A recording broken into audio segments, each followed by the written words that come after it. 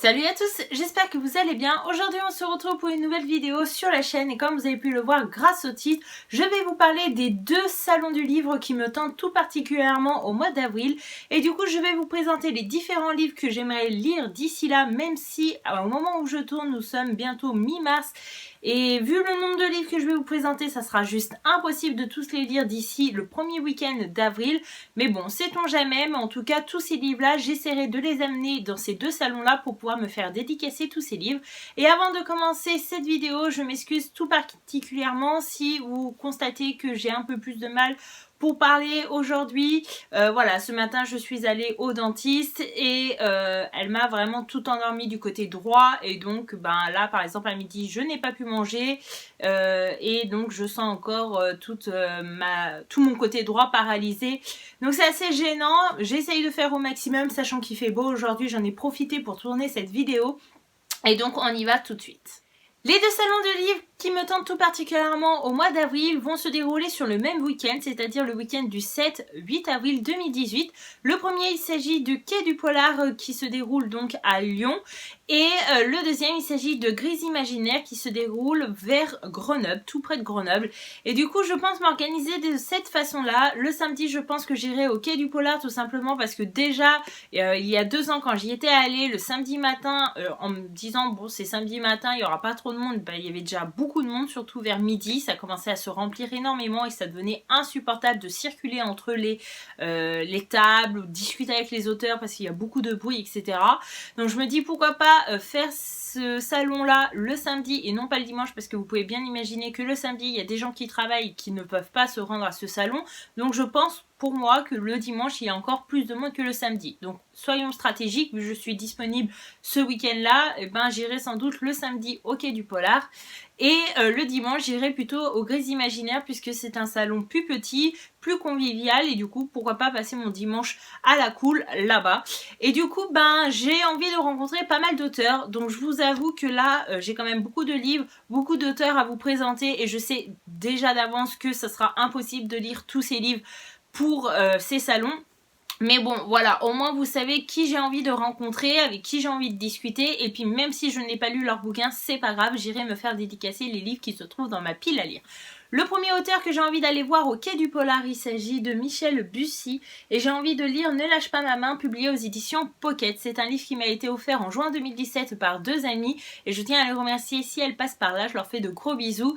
Et voilà, Michel Bussy, c'est un auteur dont j'en entends beaucoup parler et en positif en plus, et je n'ai toujours pas lu. Et pourtant, à chaque fois que je lis un résumé d'un de ses bouquins, je me dis que c'est totalement fait pour moi. Donc je ne sais pas ce que j'attends. Mais voilà, en tout cas, j'espère le faire avant d'aller le rencontrer.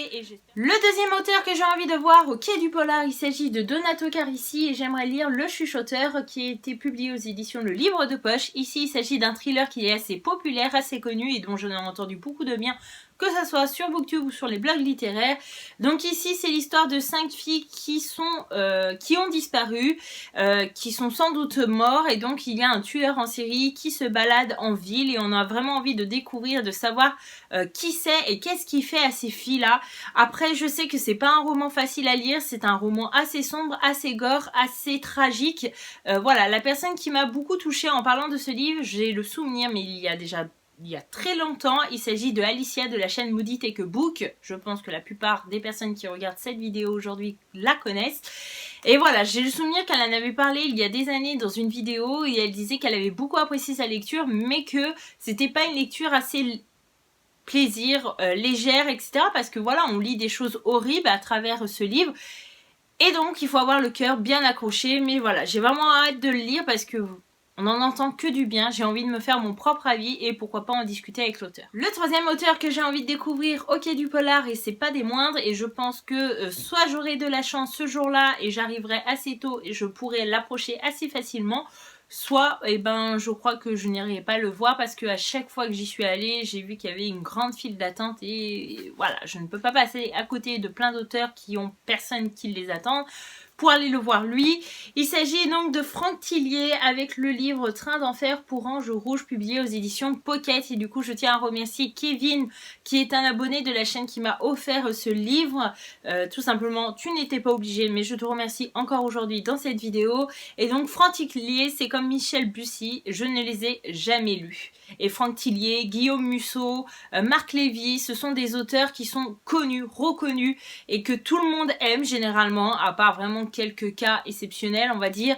Mais moi personnellement avec ces auteurs là j'ai vraiment peur parce que tout le monde aime, que j'ai tellement peur de pas aimer et d'être déçue. Ben voilà, du coup je retarde un petit peu ces lectures là, mais j'ai vraiment envie de découvrir Franck Tillier, Michel Bussy, Marc Lévy, Guillaume Musso durant cette année 2018 et forcez-moi à lire ces bouquins là s'il vous plaît, je dois pas passer à côté et du coup on verra si j'ai le temps d'aller le voir ou non au Quai du Polar. Au Quai du Polar, j'aimerais revoir puisque c'est une auteure que j'ai déjà rencontrée et que j'ai adoré discuter avec elle, tout simplement parce que il s'agit de mon auteur préféré.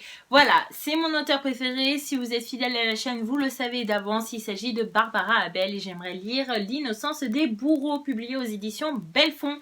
Voilà, c'est un livre que je meurs d'envie de lire. Donc il faut savoir que c'était un livre que j'avais acheté il y a 2 ans au Quai du Polar qu'elle m'avait dédicacé. Que je n'ai toujours pas lu, oui, mais du coup je pense que j'emporterai avec moi son livre, je sais pas, vous savez c'est un livre que j'ai beaucoup aimé où on va suivre une instite qui s'appelle Mylène, tout comme moi, qui est instite aussi, tout comme moi, et qui va partir en sortie scolaire avec sa classe et malheureusement elle va perdre une de ses élèves dans la forêt et il va se passer de nombreuses choses très inattendues et je vous recommande chaudement ce bouquin si vous n'avez pas encore lu. Et du coup je pense l'emmener pour me le faire dédicacer parce que celui-là je ne l'ai pas dédicacé, mais voilà, c'est un des bouquins de Barbara Abel que je n'ai pas encore lu et que je compte lire pour en parler avec elle quand je la verrai début avril. Ici il va s'agir d'une histoire où on va suivre différents personnages qui se retrouvent tous en même temps dans une supérette.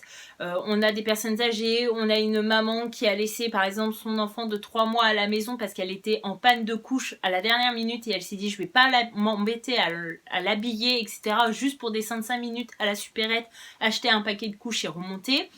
Mais il se passe quelque chose de dramatique, c'est-à-dire qu'il y a une personne, voilà, un junkie qui, à cause du manque, va pousser la porte du magasin armé et cagoulé et il va prendre en otage tous les clients de la supérette et vous pouvez bien imaginer qu'il va s'agir d'une histoire assez tragique où il va y avoir du sang, des morts. Et voilà, je pense que c'est un livre qui va beaucoup me plaire, même si le sujet et le thème ne sont pas forcément évidents et bien joyeux. Mais voilà, en tout cas, c'est du Barbara Abel et croyez-moi, celui-là, je pense vraiment le lire avant d'aller la voir.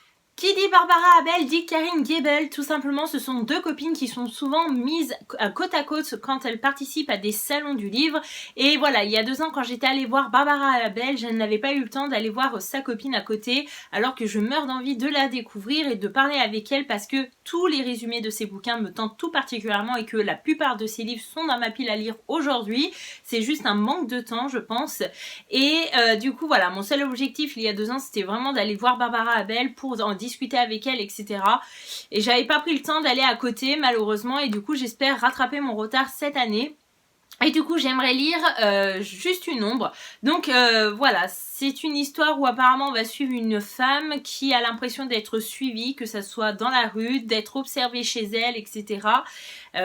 Ses proches vont l'encourager à aller voir un psychologue pour parler de ça parce qu'ils disent qu'elle a peut-être des soucis d'imagination ou quoi que ce soit, sauf que lorsqu'elle comprend ça sera peut-être trop tard et du coup j'ai vraiment hâte de voir ce qui va arriver à cette femme.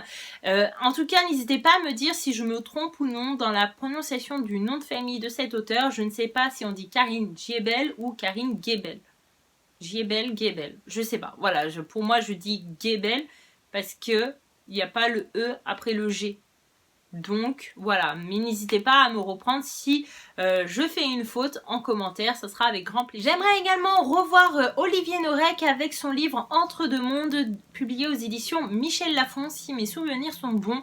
Voilà, l'histoire je m'en rappelle plus vraiment, mais en gros il va partir à l'étranger pour faire des choses, etc. Pour retrouver, je crois, sa femme et sa fille, mais malheureusement, elles ne sont pas au point de rendez-vous et donc il va partir à leur recherche et il va être confronté un petit peu à toutes les choses dramatiques qui se passent à l'autre bout de la France. Et je sais que cet auteur-là est vraiment parti à l'étranger pour écrire ce bouquin et du coup, tout ce qui est retranscrit dans ce bouquin, c'est vraiment la réalité sur le terrain qu'il a pu voir, qu'il a pu observer, qu'il a pu vivre peut-être. Et voilà, moi, la plupart des personnes qui ont lu ce bouquin m'ont dit que c'était un bouquin percutant, poignant et on ressort pas indemne de cette lecture. Voilà, Olivier Norek, c'est un auteur que je n'ai pas encore pu découvrir avec mes lectures. Pourtant, j'ai encore une fois des livres à lui dans ma pile à lire. Je l'avais rencontré du coup il y a 2 ans au salon Quai du Polar. Je lui avais acheté Territoire et je l'avais fait dédicacer, mais encore une fois, manque de temps et du coup, ben forcément, quand on a des services presse, je lis d'abord les services presse avant mes lectures plaisir. Et puis, ben au moment où j'ai une lecture plaisir, ben il y a forcément toujours un livre qui passe avant. Donc voilà, c'est assez compliqué, mais c'est vraiment un livre que j'ai vraiment envie de lire avant d'aller le voir. Est-ce que ça sera possible ou non, je ne sais pas, mais je l'espère. J'ai été également surprise de la venue d'une auteure au Quai du Polar parce que, ben voilà, je ne pensais pas la retrouver dans ce salon-là. Il s'agit de Marion Brunet et je pense que j'amènerai avec moi L'été circulaire publié aux éditions Albin Michel, mais également tous les autres livres que j'ai d'elle dans ma pile à lire. Il y a Frangine et il y a aussi... La gueule du loup. Donc voilà, La gueule du loup, je l'ai lu durant l'été 2017, je l'avais beaucoup aimé, même s'il y avait des côtés de romans jeunesse qui m'avaient un petit peu chagriné, embêté. Voilà, j'avais bien aimé l'histoire, mais je m'étais dit, ben en tout cas, oui, on voit qu'on est dans du jeunesse parce que, encore une fois, ben, ça se finit plutôt bien. Voilà, c'était un petit peu trop facile pour ma part, mais voilà, j'ai envie de la découvrir dans d'autres thématiques, comme là dans l'été circulaire, et j'ai hâte de la découvrir.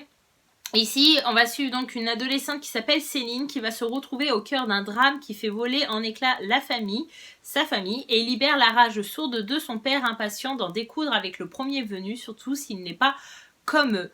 Donc voilà, je pense que c'est un roman qui va se lire très vite parce que c'est écrit assez gros, c'est pas un grand format et il fait 230 pages, donc j'espère le lire vite avant début avril pour l'emmener. Et donc pour finir avec Les Quais du Polar, le dernier auteur que j'aimerais rencontrer, même si je l'ai déjà vu il y a 2 ans, il s'agit de Ingrid Desjours avec La prunelle de ses yeux, publié aux éditions Robert Laffont dans la collection La Bête Noire. Donc il y a 2 ans, je lui avais acheté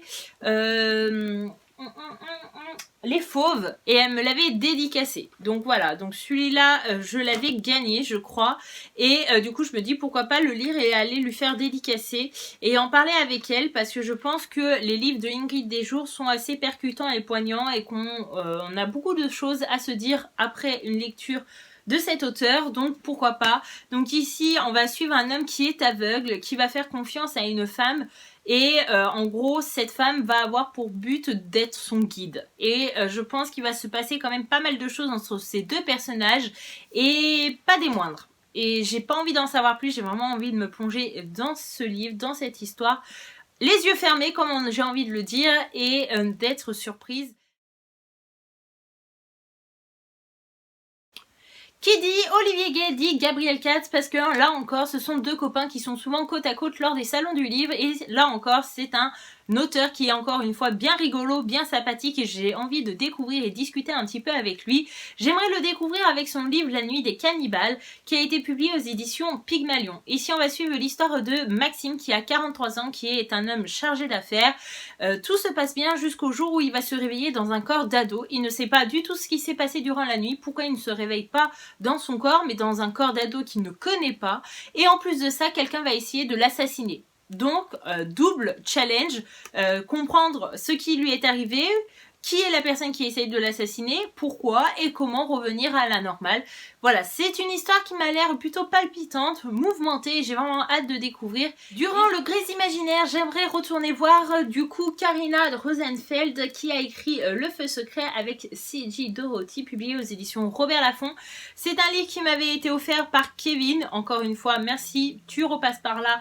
Bah encore un merci. Et du coup je l'avais fait dédicacer à mes yeux au salon du livre Les Oniriques le 11 mars 2017, donc il y a 1 an tout juste. Et du coup ben je me dis pourquoi pas lui acheter le tome 2, même si celui-là je ne l'ai pas encore lu mais je suis quasiment sûre d'aimer et je me dis pourquoi pas avoir le tome 2 dédicacé en plus dans ma pile à lire, comme ça dès que je sortirai celui-là de ma pile à lire, j'aurai le tome 2 sous le coude. Une autre auteure que j'aimerais beaucoup rencontrer, il s'agit de Agnès Marot qui a écrit IRL, publié aux éditions Gulfstream dans la collection Électrogène. Voilà, cette collection est juste magnifique, sublime, et l'histoire me tente tout particulièrement. Il faut savoir que pour une fois, ma petite sœur a lu ce bouquin avant moi et elle l'a adoré. Donc j'ai vraiment hâte de le découvrir également. Ici, il va s'agir d'une histoire un petit peu liée aux Sims. Si j'ai bien compris, en gros, les habitants d'une ville vont comprendre que depuis pas mal d'années, ils ont été filmés 7 jours sur 7, 24 heures sur 24, et que apparemment ailleurs, dans un autre monde, il y a des téléspectateurs qui décident un petit peu ce qui leur arrive dans leur vie, etc.